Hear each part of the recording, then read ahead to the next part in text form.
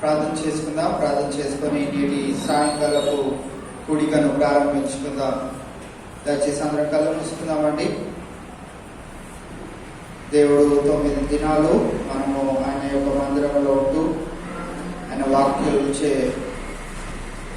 దీవించబడుతూ ఆయన వాక్కులచే మన జీవితాలను సరి చేసుకుంటూ ఆయన మన కొరకై చేసిన ఆ యొక్క బలియాగను జ్ఞాపకం చేసుకోవడానికి ఆయన ఈ సంవత్సరమున మరి యొక్క తరుణాన్ని మనకు దయచేసి ఉన్నాడు. అందుని బట్టి దేవునికి వందనాలు తెలియజేస్తూ సాయంకాలపు కూడికను ప్రారంభించుకుందాం. దయచేసి అందరం కళ్ళు మూసుకుందాం, తలలో వంచుదాం. వ్యక్తిగతంగా ప్రతి ఒక్కరము మనం నోరు తెరిచి దేవునికి ప్రార్థన చేస్తూ మనం ఈ యొక్క సాయంకాలపు కూడికను ప్రారంభించుకుందాం. పరిశుద్ధుడా, పరమంత దూతలతో నిత్యం కొనియాడబడుతున్న మా తండ్రి, మీకే వందనాలు, స్తోత్రం ప్రభువా. నీవు మా కొరకై ప్రభువా కల్వరి శిలువలో చేసిన యొక్క త్యాగాన్ని ప్రభువా మేము జ్ఞాపకం చేసుకొనడానికి ప్రభువా కేవలం ఈ 40 దినాలే కాక ప్రభువా మేము సంవత్సరం అంతయు ప్రభువా నువ్వు మా కొరకై చిందించిన యొక్క రక్తాన్ని జ్ఞాపకం చేసుకున్నటకై మా కొరకై ప్రభువా మా పాపాల కొరకై ప్రభువా నీ శరీరాన్ని ఎలా అయితే నలగగొట్టుకొని ఉన్నావో ప్రభువా వాటన్నిటినీ మేము జ్ఞాపకం చేసుకునడానికి ప్రభువా మాకు మరి ఒకసారి ఈ దినాలను మా ముందుకు తీసుకొచ్చిన దేవా మీకే వందనాలు, స్తోత్రం ప్రభువా. మా జీవితాలు ఒకవేళ ప్రభువా నీకు ఇష్టమైన జీవితాలుగా లేనట్లయితే, మేము అవిశ్వాసులుగా జీవిస్తున్నట్లయితే దేవా, మేము ఇంకా ఆచారాలను పాటిస్తూ జీవిస్తున్నట్లయితే దేవా, మేము ఇంకా ప్రభువా నీ పైన నిన్ను హత్తుకొని ప్రభువా నీ పైన ఆనుకొని ప్రభువా మా జీవితాలను కొనసాగించకుండా ప్రభువా ఈ లోకం వైపు చూస్తూ ప్రభువా మా జీవితాలను ఒకవేళ మా జీవితాలను ప్రభువా ముందు కొనసాగిస్తున్నట్లయితే ప్రభువా దయతో ప్రభువా మమ్మల్ని క్షమించమని ప్రార్థన చేస్తున్నాను దేవా. మీరు మా కొరకై ప్రభువా సిలువలో ఎట్టి రీతి త్యాగాన్ని చేసి ఉన్నారో ప్రభువా దానిని జ్ఞాపకం చేసుకొనగా ప్రభువా మేము నెమరు వేసుకొనగా ప్రభువా మా యొక్క హృదయాలు కదిలించబడడానికి మీ యొక్క సహాయాన్ని దయచేయమని ప్రార్థన చేస్తున్నాం. మా హృదయంలో ఉన్నటువంటి ప్రతి ఒక్క మలినాన్ని ప్రభువా మా మనసుకు వస్తున్న ప్రతి ఒక్క చెడు తలంపులను ప్రభువా మేము తీసివేసుకొని ప్రభువా పరిశుద్ధమైన హృదయము పవిత్రమైన మనసును మేము కలిగి ఉండటకు మీ యొక్క సహాయాన్ని దయచేయమని ప్రార్థన చేస్తున్నాం. ఈ యొక్క ప్రభు మరి ఈ యొక్క ప్రత్యేకమైన దినాలలో ప్రభు ఉపవాసంలో ఉంటూ ప్రభు అనేక అంశాల నిమిత్తమై ప్రార్థన చేస్తున్న బిడ్డల కొరకై ప్రభు మరి ఒకసారి జ్ఞాపకం చేసుకోండి దేవా. వారి హృదయవాంఛలను మీరు తీరుస్తున్న దేవా మీకే వందనాలు, స్తోత్రం ప్రభు. వారి ఉపవాసము ప్రభు కేవలము నామకార్థముగా చేస్తున్నట్లయితే ప్రభు దయతో ఆ బిడ్డలను క్షమించండి దేవా. వారు ప్రభు నీకు దగ్గరగా జీవించడానికి ఒకవేళ వారు ప్రభు మరి వారు తీర్మానం తీసుకొని వారు ప్రభు ఉపవాసము చేస్తున్నట్లయితే ప్రభు వారి ఉపవాసమునకు ప్రభు నువ్వు ఇచ్చిన అర్థాన్ని బట్టి మీకే వందనాలు, స్తోత్రం ప్రభు. వారి హృదయ వాంఛలన్నింటినీ ప్రభు నువ్వు తీరుస్తావని ప్రభు వారు విశ్వాసముతో ప్రభు నీకు దగ్గరగా జీవించడానికి ప్రభు అనేకులను నీ యొక్క రక్షణ మార్గంలోకి నడిపించే బిడ్డలుగా నీ యొక్క సహాయాన్ని దయచేయమని ప్రార్థన చేస్తున్నాం. ఎల్లవేళలా వారిపైన నీ యొక్క సన్నిధిని ఎల్లవేళలా వారిపైన ప్రభు నీ యొక్క వెలుగును ప్రకాశింపచేయమని ప్రార్థన చేస్తున్నాను దేవా.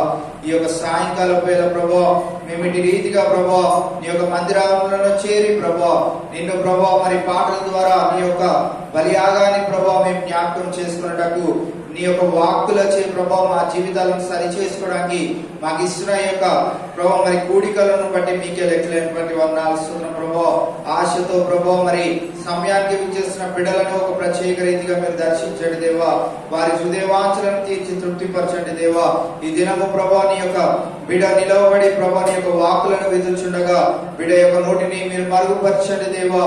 నీ యొక్క మాటలను ప్రభు బిడ్డ ద్వారా మేము వినడానికి మీ యొక్క సహాయం దయచేయండి. 700 ఆత్మశక్తి బలాన్ని ప్రభు బిడ్డకు మీరు అనుగ్రహించి ప్రభు నీ బూరగాయ దినము బిడ్డను నిలబెట్టుకొని వాడుకోబోతున్నందుకే మీకే లెక్కలేని వందనాలు, స్తోత్రం తెలియజేసుకుంటున్నాను దేవా. మరి పాటలు పాడుచు ప్రభు నీ ప్రభా మరి నిన్ను మహింపరిచిన బిడ్డలను కూడా ప్రభా దీవించి ఆశీర్వదించమని, వస్తున్న ప్రతి ఒక్క బిడ్డలను ప్రభా వారి యొక్క హృదయవాంఛలు కూడా తీర్చి తృప్తిపరిచి వారిని కూడా దీవించి ఆశీర్వదించి ప్రభా మేమందరము నీకు ఇష్టమైన బిడ్డలుగా మేము ఉండడానికి మీ యొక్క సహాయం దయచేయమని ప్రార్థన చేస్తూ ఈ యొక్క సాయంకాలం కూడిక మా జీవితాలలో ఆశీర్వాదకరంగా మీరే మలిచి మీరే మహిమా గంధ ప్రభావాలు ఆరోపించుకోమని ప్రార్థన చేస్తూ సమస్త ఘనత మహిమ మీకే ఆరోపిస్తూ ఈ ప్రార్థన ప్రభు యేసు నామములో అడిగి వేడుకుంటున్నాం మా తండ్రి, ఆమేన్.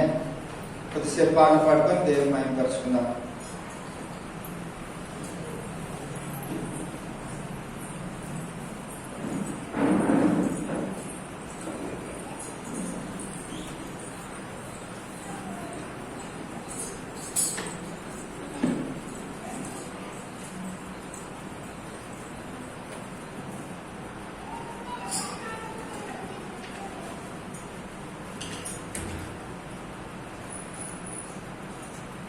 నీతో సమం ఎవరు,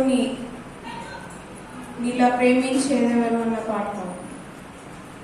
నీతో సమమెవరు, నీలా ప్రేమించేదెవరు, నీలా క్షమించేదెవరు యేసయ్యా.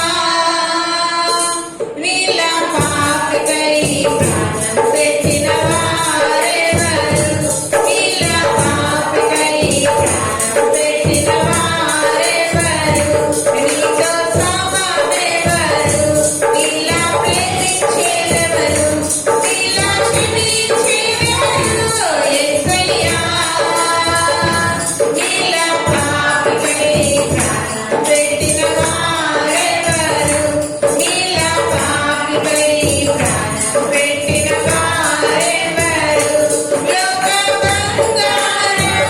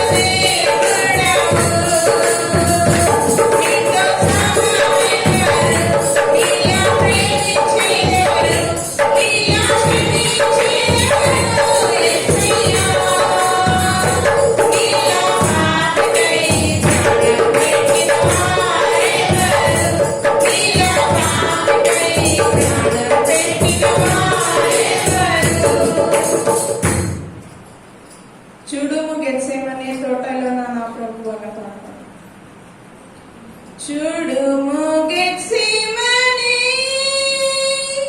తోటలో నా ప్రభువు పాపి నాకై విజ్ఞాపన చేసిడి ధ్వని వినబడుచున్నది పాపి నాకై విజ్ఞాపన చేసిడి ధ్వని వినబడుచున్నది శ్రీమంతయుడని శోకము చెందినవాడై దేవాది దేవుని ఏకాసుతుడు పాడు వేదనలు నా కొరకే దేవాది దేవుడు ఏకాసుతుడు పాడు వేదనలు నా కొరకే తండ్రి పాత్రలను నీ చిత్తమైన ఎడల ఎత్తైనను నీ చిత్తము చేయుటకు నన్ను అప్పగించుదివనెను ఎత్తైనను నీ చిత్తము చేయుటకు నన్ను అప్పగించుదివనెను రక్తపు చెమట వలన మిక్కిలి వాదనలుంది రక్షకుడేసు హృదయము పగులను విజ్ఞాపనము చేసెను రక్షకుడేసు హృదయము పగులను విజ్ఞాపనము చేసెను ముమ్మారు భూమి మీద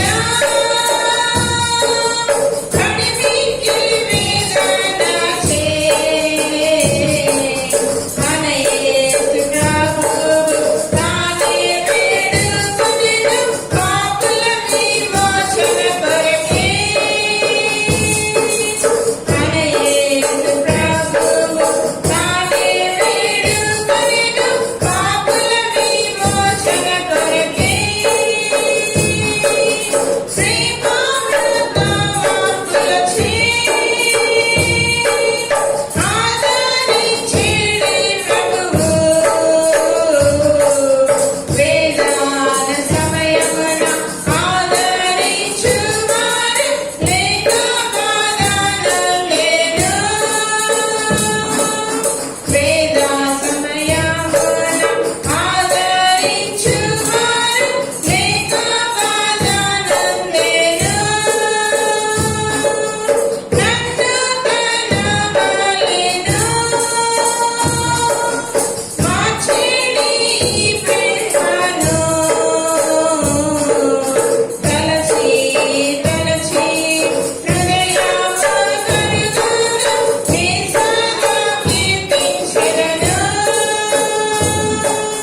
తలచి తలచి హృదయము కరుగను నిజంగా కీర్తించెదను చూడుము గెత్సేమనే తోటలో నా ప్రభువు పాపి నాకై విజ్ఞాపన చేసిడి ధ్వని వినబడుచున్నది పాపి నాకై విజ్ఞాపన చేసిడి ధ్వని వినబడుచున్నది యేసు రక్తము రక్తము రక్తము అమూల్యమైన రక్తము యేసు రక్తము రక్తము రక్తము యేసు రక్తము రక్తము రక్తము అమూల్యమైన రక్తము నిష్కలంకమైన రక్తము అమూల్యమైన రక్తము నిష్కలంకమైన రక్తము యేసు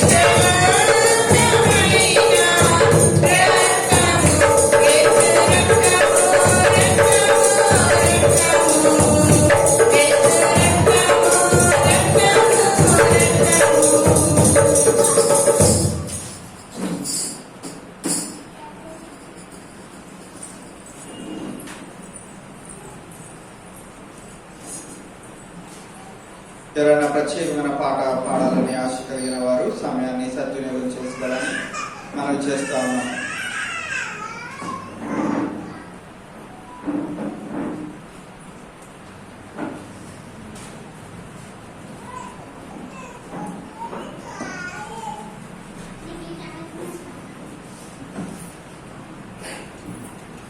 ఎవరైనా ప్రత్యేకమైన పాట పాడాలని ఆశ కలిగిన వారు సమయాన్ని సద్వినియోగం చేసుకోవాలని మనం చేస్తా ఉన్నాం.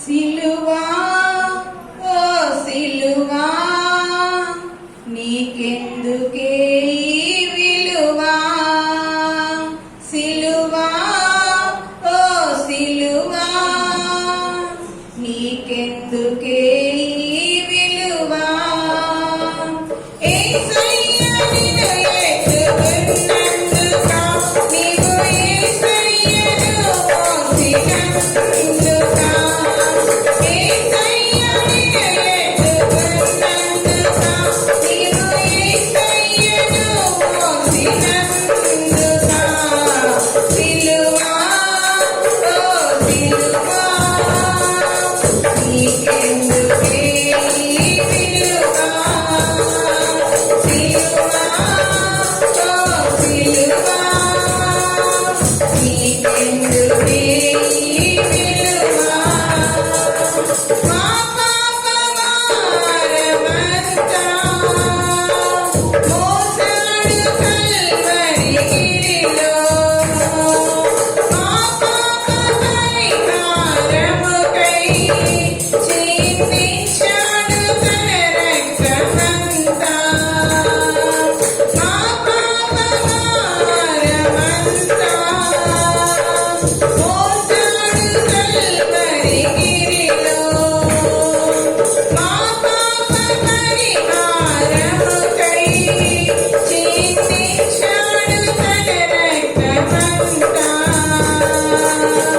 మన కొరకై తన ప్రాణమిచ్చెను, పునరుద్ధానుడై తిరిగి లేచెను, మన కొరకై తన ప్రాణమిచ్చెను, పునరుద్ధానుడై తిరిగి లేచెను, అందుకే నాకీ విలువా, అందుకే నాకీ విలువా, సిలువా ఓ సిలువా నీకెందుకే ఈ విలువా, సిలువా ఓ సిలువా నీకెందుకే ఈ విలువా, బంధించిన బంధకాలంతా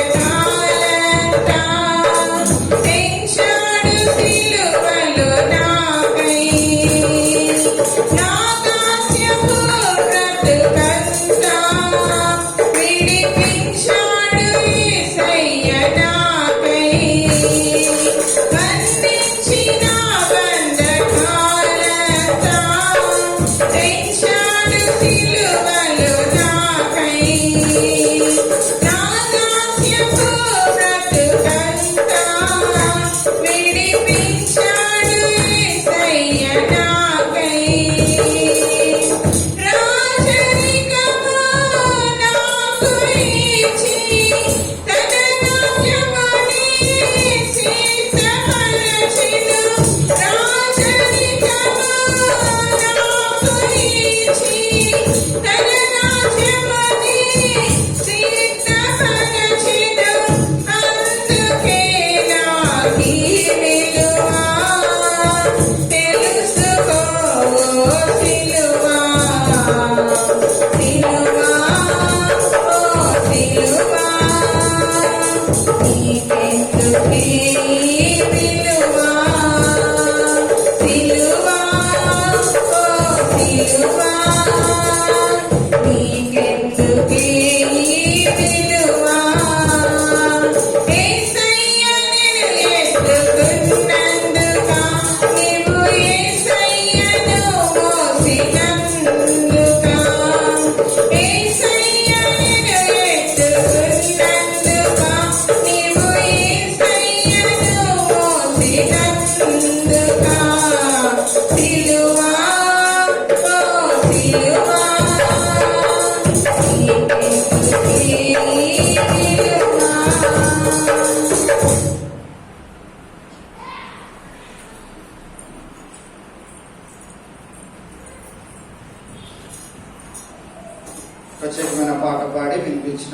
సుమ్ని గారికి ప్రత్యేకమైన వందనాలు తెలియజేస్తా ఉన్నాం. ఈ యొక్క సమయంలో వాక్యాన్ని వినబోయే ముందు మన మధ్యలో సిస్టర్ షర్మిల గారు ఉన్నారు. వారు వచ్చి ప్రార్థన చేసిన తర్వాత మన మధ్యలో బ్రదర్ జోసెఫ్ గారు ఉన్నారు. వారి దినము మనకి వాక్య సందేశాన్ని వినిపిస్తారు.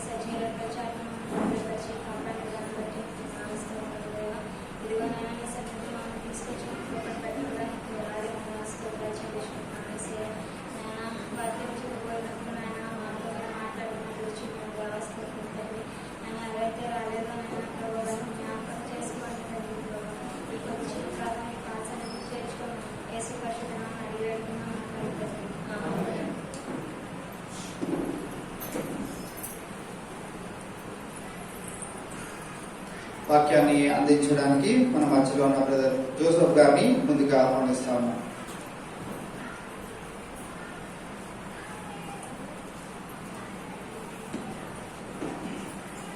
దేవునికి స్తోత్రములు. మీ అందరికీ నా హృదయపూర్వక వందనములు తెలియజేసుకుంటున్నానండి.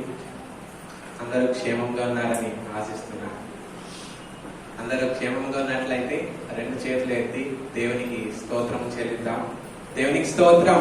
హల్లెలూయా, హల్లెలూయా. నాకు వాయిస్ బిగ్గరగా వినిపించట్లేదు. మరొక్కసారి హల్లెలూయా. యా. ఇప్పుడు ఈరోజు మనం ధ్యానించుకోబోయే అంశము విశ్వాసం. ఏమిటండి? విశ్వాసం. మనం విశ్వాసులము గనక మనకు విశ్వాసం గురించి తెలిసే ఉంటుందని అనుకుంటున్నాను. మీ దగ్గర నుంచి ఒక 2-3 అంటే ఉదాహరణలు అని విశ్వాసం అంటే ఏమిటి తెలుసుకోవాలని ఆశిస్తున్నాను. అసలు విశ్వాసం అనగా ఏమిటి? నమ్మకం.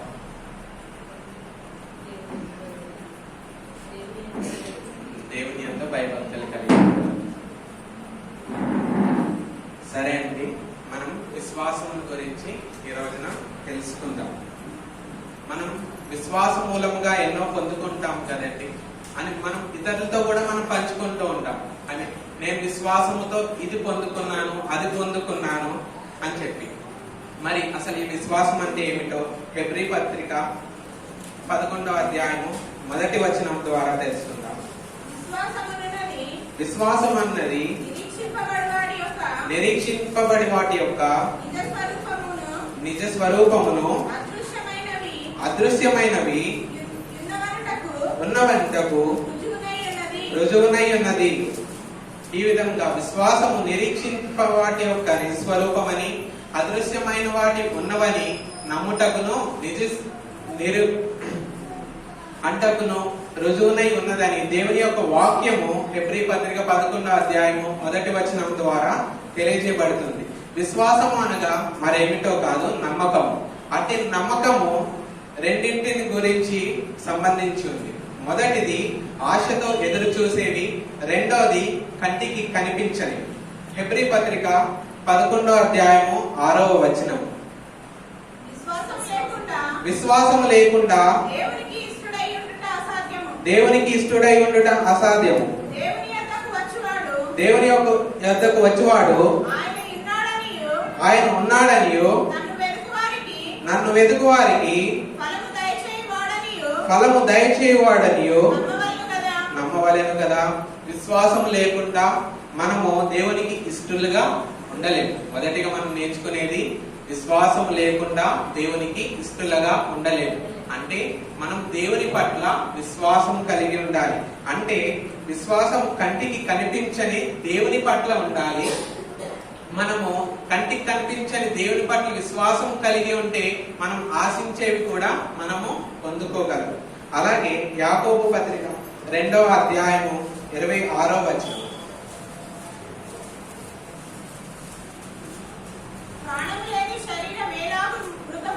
ప్రాణము లేని శరీరం ఎలాగో మృతమో అలాగే క్రియలు లేని విశ్వాసం కూడా మృతము. భక్తుడు క్లియర్ గా మెన్షన్ చేశారు. విశ్వాసం ఒక్కటి మాత్రం ఉంటే సరిపోదు, విశ్వాసముతో పాటు క్రియలు కూడా ఉండాలి. విశ్వాసము క్రియలు కలిగినదై ఉండాలి. మరి ఇటు రీతిగా వివరించిన భక్తుడు మరొక మాట కూడా చెప్తున్నారు. యాకోబు పత్రిక 2వ అధ్యాయము 19వ వచనం. దేవుడు ఒక్కడే అని నీవు నమ్ముచున్నావు, అలాగ నమ్ముట మంచిదే. దయ్యములను నమ్మి వణుకుచున్నవి. అయితే ఇక్కడ మనము మాత్రమే కాదు, దయ్యాలు కూడా దేవుడు ఉన్నాడని నమ్మి వణుకుచున్నాయి. అంటే ఇక్కడ క్రియలు లేని విశ్వాసము మనం కలిగి ఉన్నట్లయితే మనకి దయ్యాలకి పెద్ద తేడా అంటూ ఏమీ ఉండదు. మనము దయ్యాలతో ప్రత్యేకపరచుకోవాలి, ఐ మీన్ సపరేట్ గా మనల్ని మనం చూపించుకోవాలి అంటే మన విశ్వాసము క్రియాపూర్వకమైన విశ్వాసమై ఉండాలి. అలాగే మరి దేవుడు అబ్రహామును తన యొక్క కుమారుణ్ణి బలిగా అర్పించమని అడిగారేం లేదేంటి?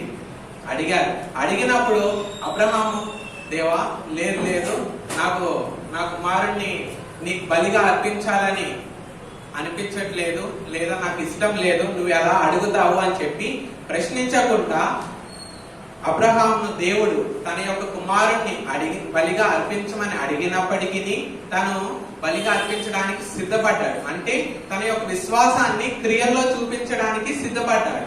అలాగే మనం కూడా మన యొక్క విశ్వాసాన్ని క్రియల్లో చూపించడానికి సిద్ధపడాలి. మరి కాబట్టి మన యొక్క విశ్వాసము క్రియలు కలిగినదై ఉండాలి. ఒకవేళ క్రియాపూర్వకమైన విశ్వాసం మనకి కలిగి లేకపోతే అతి విశ్వాసము వ్యర్థము అని యాకోబు పత్రిక 2వ అధ్యాయము 26వ వచనం ద్వారా దేవుడు మనకి తెలియజేస్తున్నారు. సరే, మనం క్రియాపూర్వకమైన విశ్వాసమును కలిగి ఉన్నాం. మరి ఇప్పుడు మనం ఏం పొందుకుంటామో చూద్దాం. మొదటిగా మనం పొందుకునే చాలా ఉన్నాయి. అందులో కొన్ని నేను 3 మాత్రం మీతో పంచుకోవాలని ఆశిస్తున్నాను. మొదటిది విజయం. 2వ తిమోతి 4వ అధ్యాయము 7వ వచనం. మంచి పోరాటము పోరాడి తిని నా పరుగు కడముట్టించి తిని విశ్వాసం కాపాడుకుంటుని. పౌలు తన యొక్క జీవితాన్ని పోరాటముతోను పరుగుతోను పోల్చుతున్నారు. ఎందుకని పోరాటముతోను పరుగుతోను పోల్చి ఉంటారు?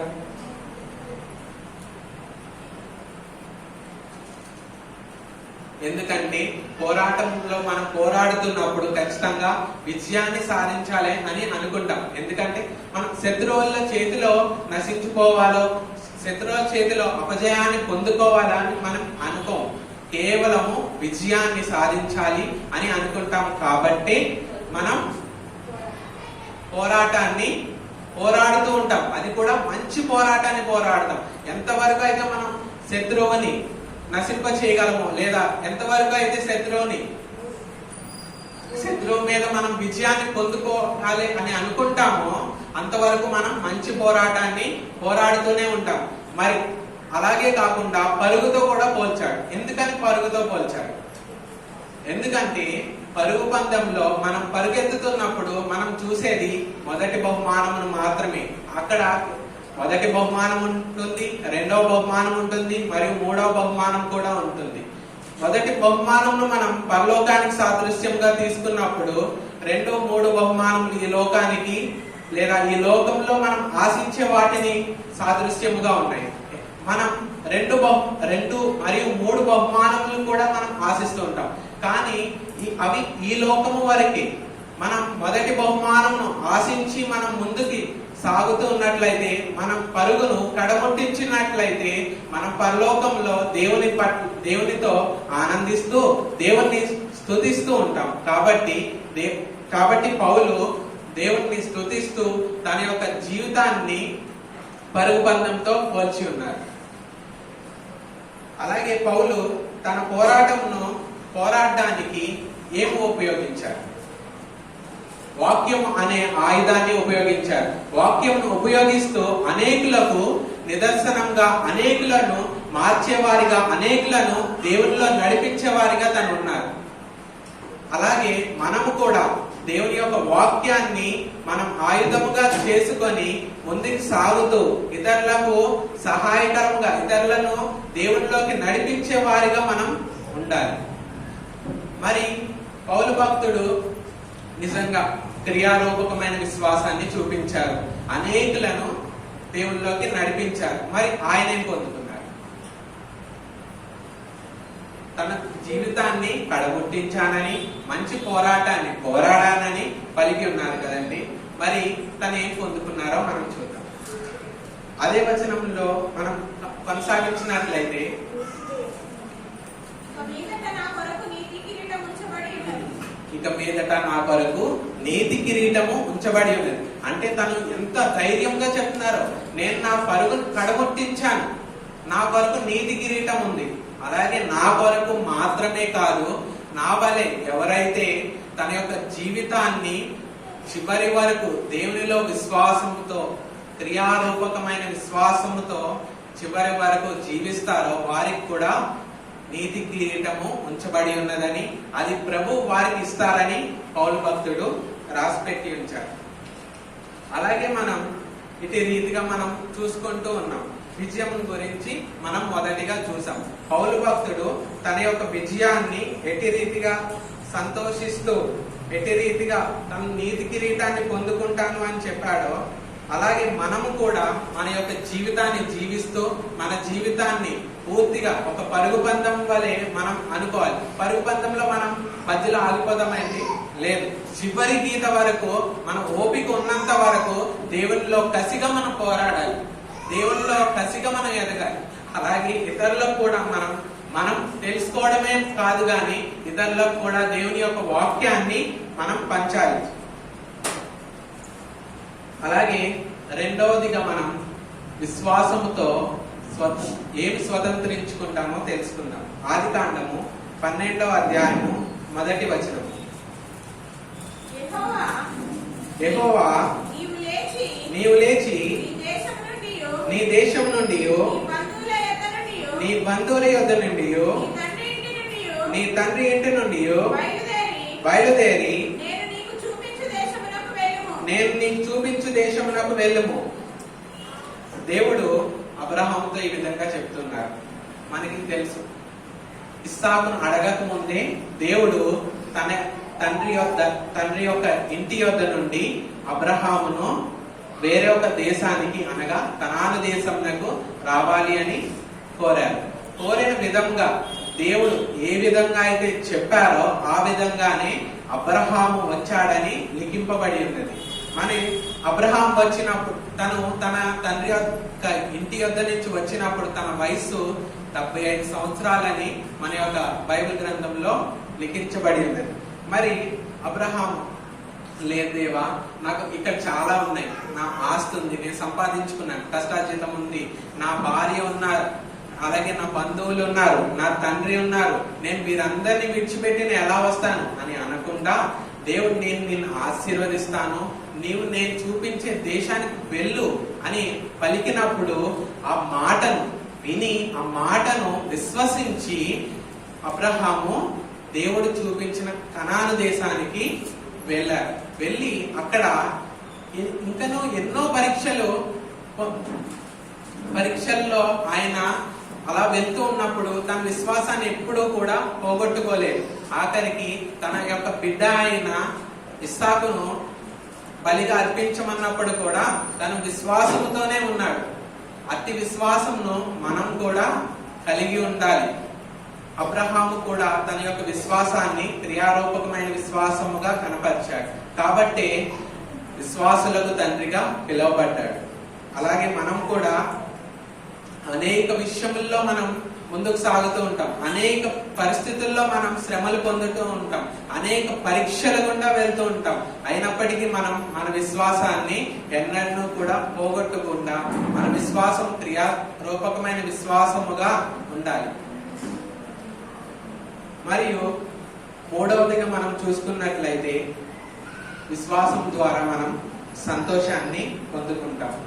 2వ రాజులు 5వ అధ్యాయము 1వ వచనం. సిరియా రాజు సైన్యాధిపతి అయిన నయమాను అన్నప్పుడు ఉండెను. నయమాను అని ఒకడు ఉండెను. అతని చేత అతని చేత యెహోవాయే యెహోవాయే సిరియా దేశమునకు సిరియా దేశమునకు జయము కలుగజేసి ఉండెను. జయము కలిగి చేసి ఉండెను. గనుక థ్యాంక్ యూ సిస్టర్. ఇక్కడ మనం ఒక భక్తుడు తెలుసుకున్నాం. నయమాన్ని ఎందుకు దేవుడు ఇక్కడ 2వ రాజుల్లో లిఖించాడు. అక్కడ నయమాను సిరియా దేశపు రాజు యొక్క సైన్యాధికారిగా ఉన్నాడు. అంటే మంచి పొజిషన్ లో ఉన్నాడు, ఒక సైనికులకు అధిపతిగా ఉన్నాడు. అయినప్పటికీ తను ఒక రోగము కలిగి ఉన్నాడు. ఏమిటా రోగం ఏంటి? కుష్టి రోగం. కుష్టి రోగము పోగొట్టుకోవాలి. అసలు ఆ రోజుల్లో కుష్టి రోగం అంటే చాలా భయంకరంగా చూసేవారు. ఊరికి అవతల పెట్టేవారు. కానీ నయమాన్ ఎట్టి రీతిగా తన కుష్టి రోగం అని ఇతరులకు తెలియకుండా ఎలా కవర్ చేసుకున్నారు మనందరికీ తెలుసు. వాళ్ళు సిరియా గుంపు మొత్తం అంతా ఇస్రాయేల్ మీదకి వెళ్ళినప్పుడు వాళ్ళు ఒక చిన్నదాన్ని ఆ సిరియా దేశంకు తీసుకొని వచ్చారని మనకి తెలుసు. అలాగే ఆ చిన్నది నయమాని యొక్క భార్యకు పరిచారకురాలిగా ఉన్నది. ఆ ఒక రోజున తను ఆ చిన్నది అనే లిఖింపబడి ఉన్నది, కానీ తను వయసు గలదై ఉంటుంది. దేవుడు ఎప్పుడు కూడా మనం ఎంత వయసు వచ్చినప్పటికీ మనల్ని చిన్నవారిగానే ట్రీట్ చేస్తుంటారు. ఎందుకంటే ఆయన ప్రేమ స్వరూపి అయిన దేవుడు. మనం కూడా మనం తల్లిదండ్రులుగా ఉన్న వాళ్ళు వారి యొక్క బిడ్డల్ని ఎప్పుడు కూడా ఎంత వయసు వచ్చినా సరే వాళ్ళు చిన్నగానే చూస్తుంటారు. ఎందుకంటే అది వాళ్ళ ప్రేమ. అలాగే ఇక్కడ చిన్నది అని లిఖింపబడి ఉంది. ఆ చిన్నది కూడా జ్ఞానము కలిగి తన యొక్క యజమానుడు అనగా నయమాను ఆ కుష్టి రోగం పోగొట్టుకోవాలి అంటే తను ఎవరి దగ్గరికి వెళ్ళాలండి? ఎలీషా దగ్గరికి వెళ్ళాలి. తనకి తెలుసు తను ఇశ్రాయేలీల దేశం నుంచి వచ్చింది కాబట్టి తనకి తెలుసు ఒక దైవజనుడు ఉన్నాడు. తన యొద్దకు లాస్ట్ తన యొక్క యజమానులను పంపించాలని, తన యొక్క యజమానుడికి ఆ కుష్టి రోగము పోగొట్టాలని ఎంతగానో ఆశపడింది. అంటే తన యొక్క మంచి మనస్సును మనం గ్రహించవచ్చు.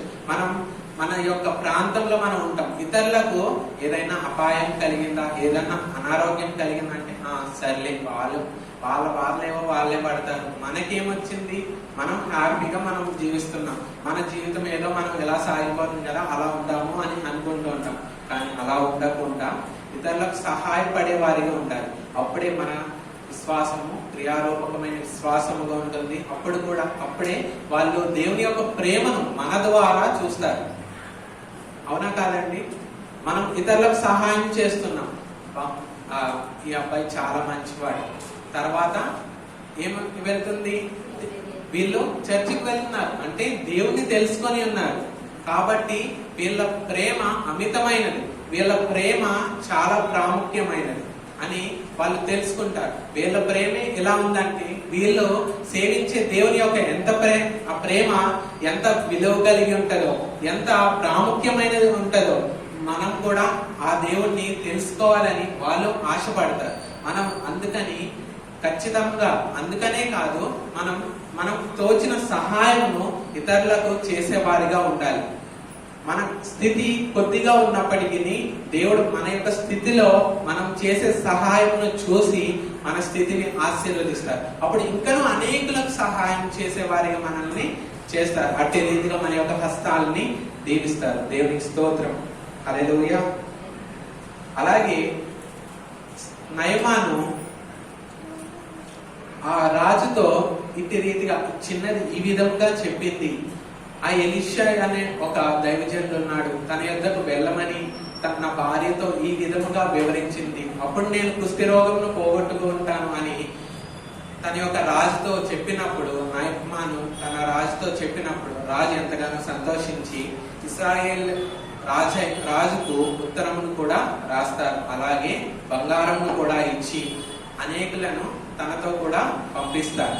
అప్పుడు నయమాను ఆ రాజు దగ్గరకు వచ్చి ఈ ఉత్తరాన్ని ఇచ్చినప్పుడు ఆ ఇశ్రాయేలీ రాజు తన యొక్క వస్త్రాలను చింపుకొని, అయ్యో నేనేమన్నా జీవం ఇచ్చేవాడనా, నేనేమన్నా ఈ కుష్టి రోగం నేను ఎలా పోగొట్టను, ఇది ఖచ్చితంగా కాలు దువ్వడానికి, ఐ మీన్ యుద్ధానికి కాలు దువ్వడానికే వీళ్ళు ఈ నయమాన్ని ఈ విధంగా పంపించారు అని ఇశ్రాయేల్ రాజు అనుకుంటున్నప్పుడు ఆ వర్తమానము ఎలీషాకు చేరుతుంది. ఎలీషా, రాజా ఆ నయమాన్ని నా యొద్దకు పంపించండి అని ఎలీషా పలికినప్పుడు అప్పుడు నయమాను రాజు తన యొద్దకు పంపిస్తారు. పంపించినప్పుడు నయమాను వెళ్ళి ఎలీషాను కలిసినప్పుడు ఎలీషా యోర్దాను నది దగ్గరికి వెళ్ళి 7 సార్లు మునగమని చెప్తారు. మొదటిగా నయమాను అక్కడ కోపగించుకొని తను మా రాజ్యంలో ఎన్నో నదులు లేవా, నేను అక్కడ మునగలేనా అని చెప్పి విసుక్కుంటూ తిరిగి వెళ్ళిపోతూ ఉన్నప్పుడు తన దాసులలో ఒకరు, నాయన ఆ యొక్క వచనం చదువుదామండి.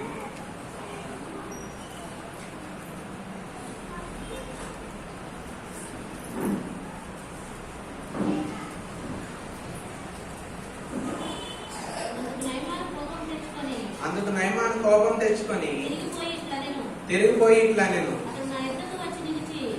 అతను నా యొద్దకు వచ్చి నిలిచి తన దేవుడైన యెహోవా నామమును బట్టి తన చెయ్యి రోగముగా ఉన్న స్థలము మీద ఆడించి కుష్ఠరోగం మాన్పునని నేను అనుకుంటుని.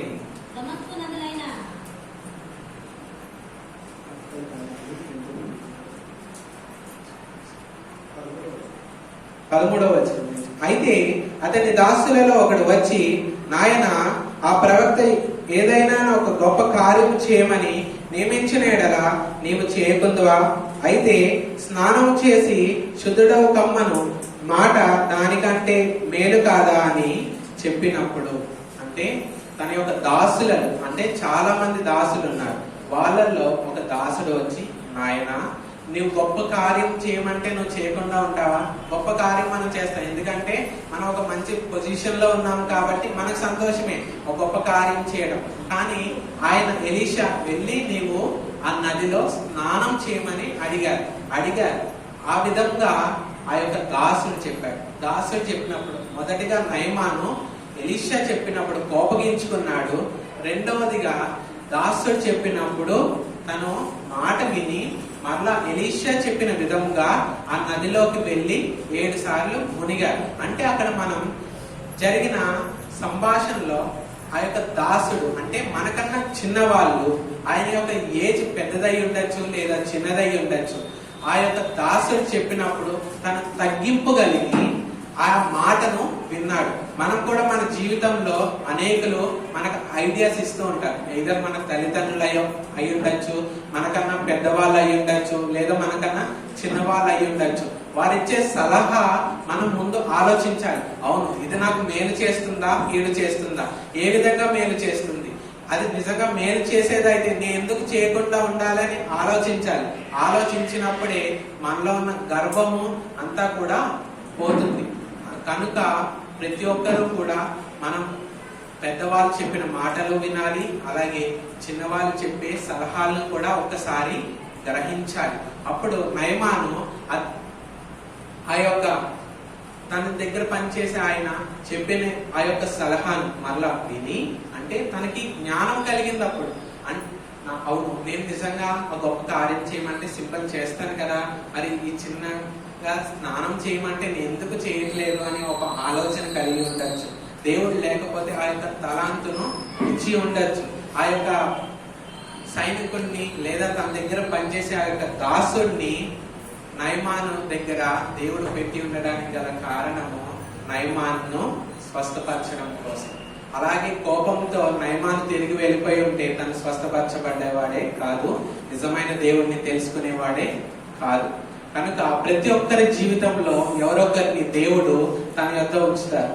ఏదో మనకి మంచి ఆలోచనలు చెప్తూ నడిపించే వారిని, వారు పెద్దవారన్నా అయి ఉండొచ్చు లేదా చిన్నవారన్నా అయి ఉండొచ్చు. కనుక మనం మంచి ఆలోచనలు కలిగి ఉండాలి, మనం ఇతరులకు చెప్పేవారిగా ఉండాలి, మనం ముందుగా వినేవారిగా ఉండాలి.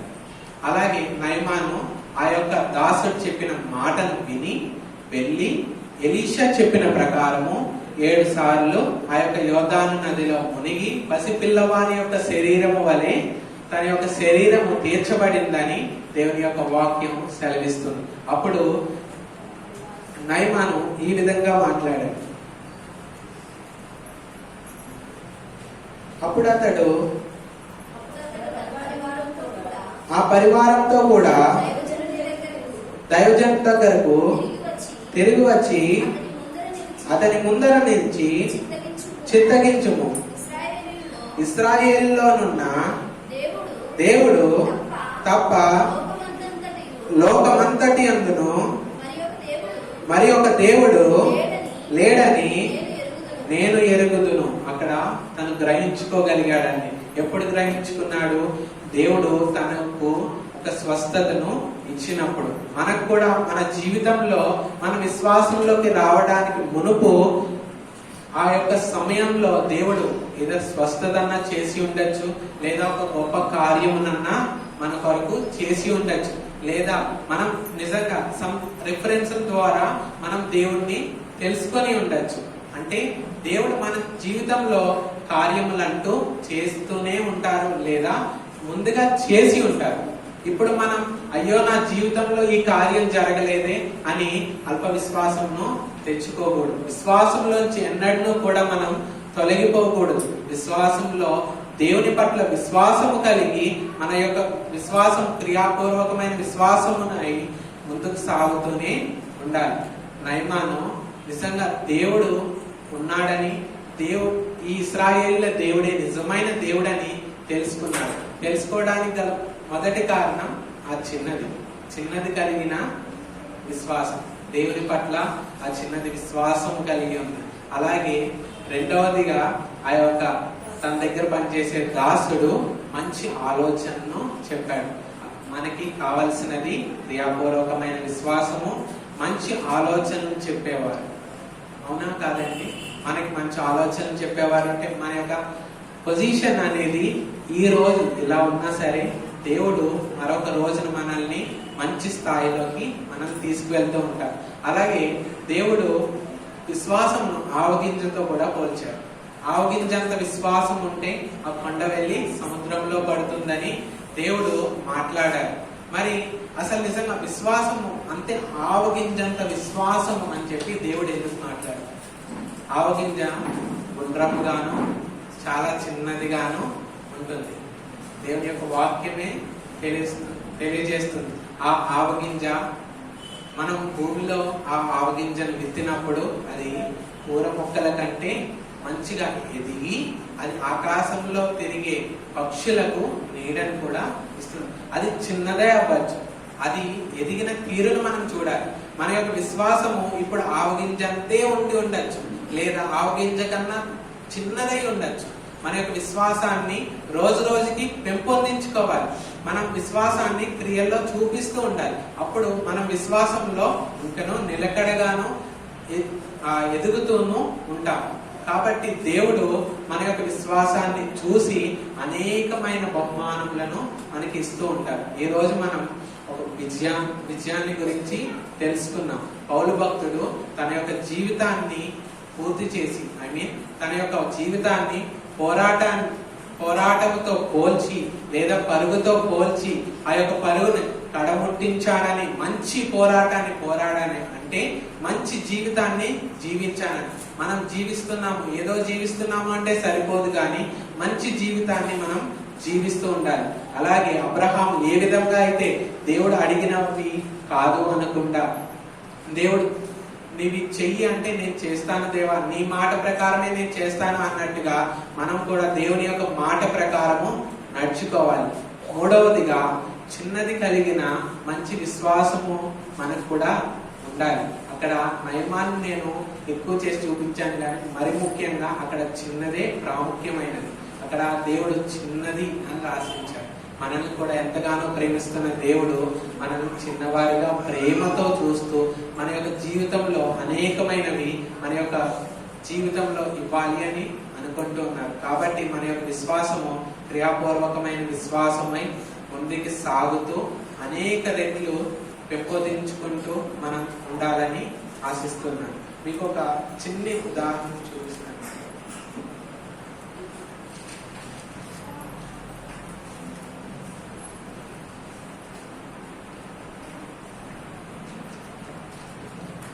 ఇక్కడ ఏముందో ఎవరికైనా కనిపిస్తుందండి?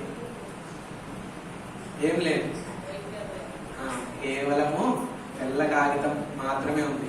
దేవుడు యొక్క మనకి దేవుడి పట్ల ఉన్న విశ్వాసము ఇలా ఉంది అనుకున్నాం. అసలు ఏమీ లేదు, జస్ట్ ఓన్లీ విశ్వాసం అనే పేరు మాత్రమే ఉంది. దాన్ని మనం ఇతరులకు చూపించలేము. అట్లీస్ట్ దేవుడి కన్నా చూపించగలమా? దేవుడికి కూడా చూపించలేము. సరే, విశ్వాసంలో ఒక క్రియ యాడ్ అయింది. ఇప్పుడు ఎవరన్నా చూడగలుగుతున్నారా? ఒక 0 యాడ్ అయింది అంటే ఒక కార్యం అనుకుందాం, లేదా ఒక క్రియ అనుకుందాం. ఇక్కడ ఒక క్రియ మనం చేసాం, విశ్వాసం ద్వారా ఒక క్రియ చేసాం. దానికి ముందు నేను నీకు దేవుడు నేను నీకు తోడై ఉన్నాను అని చెప్పి వచ్చాడు. అప్పుడు దాని యొక్క వాల్యూ ఏమైంది? పెరిగింది.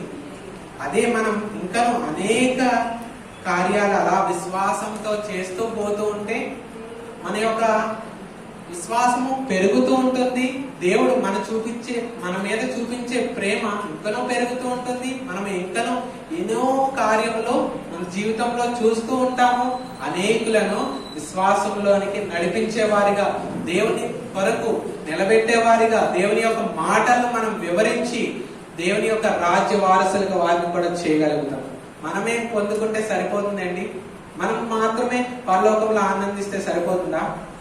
ఏదో మన తల్లిదండ్రులు తెలుసుకోకుండా ఉండి ఉండొచ్చు, మన యొక్క బిడ్డలు తెలుసుకోకుండా ఉండి ఉండొచ్చు, మన స్నేహితులు తెలుసుకోకుండా ఉండి ఉండొచ్చు, మన యొక్క బంధువులు, మన యొక్క యజమానులు, మన యొక్క అధికారులు అనేకులు ఉన్నారు. వారి కొరకు మనం ప్రార్థిస్తూ ఉండాలి. మన విశ్వాసంతో వారిని గురించి కూడా మనం ప్రార్థనలో జ్ఞాపకం చేసుకోవాలి. తండ్రి, వీరికి కూడా నేను చెప్పలేకపోయినప్పటికీ వీరు నీ జ్ఞానమును, నీ యొక్క మాటలను తెలుసుకోవాలి. నిన్ను గూర్చిన మహిమను వీరు తెలుసుకోవాలి. వీరు కూడా విశ్వాసంలో నడిచినట్లయితే అనేకులను వారు కూడా నడిపిస్తారు. మనం అట్లీస్ట్ కొంతమందికైనా చెప్పినట్లయితే, అట్లీస్ట్ కొంతమందికి వద్దు, మొదటిగా అట్లీస్ట్ ఒక్కరికన్నా చెప్పినట్లయితే వాళ్ళు ఇంకొకరికన్నా చెప్పడానికి ఉంటుంది. మనమే ఎవ్వరికి చెప్పకుండా మన నోరుని మూసుకుంటూ ఉంటే అసలు దేవుని యొక్క మాటలు ఇతరులకి తెలియవు. మన యొక్క విశ్వాసం కూడా అలాగే తెల్ల కాగితం వలె ఉండిపోతుంది. అటువంటి విశ్వాసము మృతమని దేవుని యొక్క వాక్యము సెలవిస్తుంది. అప్పుడు మనం దేవుని యొక్క మహిమను మనం పొందుకోలేము. మనము ఆ దయ్యములతో కూడా భేదమును చూపించుకోలేము. కాబట్టి మన యొక్క విశ్వాసం క్రియాపూర్వకమైన విశ్వాసం అయి ఉండాలి. ఇతరులకు అనేక మర్మాలను, మనం జీవితంలో పొందుకున్న మర్మాలను తెలియచేస్తూ ఉండాలి. దేవుడు వారి జీవితంలో ఇది చేశారు, వీరి జీవితంలో ఇది చేశారు. దేవుడు మనకి పరలోకాన్ని ఇస్తారు. నీతి కిరీటం అంటూ ఉన్నది, అది మనం స్వతంత్రించుకోవాలి. పరలోకంలో మనం అనేకులతో ఆనందిస్తూ దేవుడిని స్తుతిస్తూ ఉండాలి. అటువంటి జీవితం మనకు కావాలి. అంతేగాని నరకంలో మనం పడిపోయి అలా అగ్నిలో మనం కాలుతూ ఉండకూడదు అని చెప్పి మనం అనేకులకు వివరిస్తూ ఉండాలి. దేవుడు ఇచ్చిన అవకాశాన్ని దేవుడికి స్తోత్రం చెల్లించవచ్చు. మీ అందరికీ నా వందనం చెల్లించవచ్చు.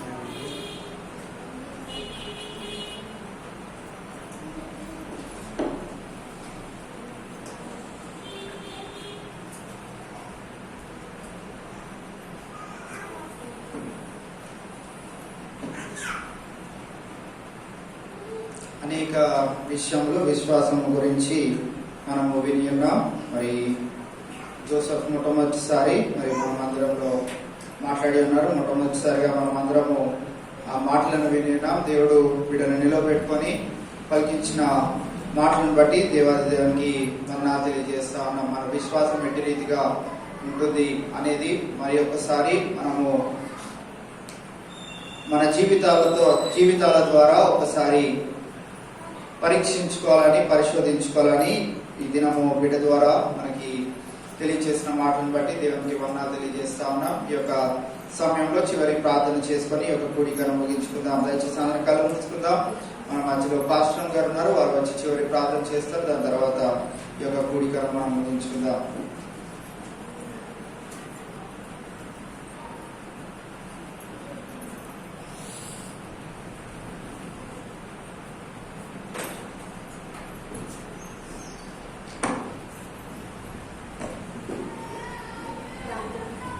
ప్రియపరలోక తండ్రి, మీ పరిశుద్ధ పాదములకు వందనాలు స్తోత్రాలు చెల్లిస్తున్నాము.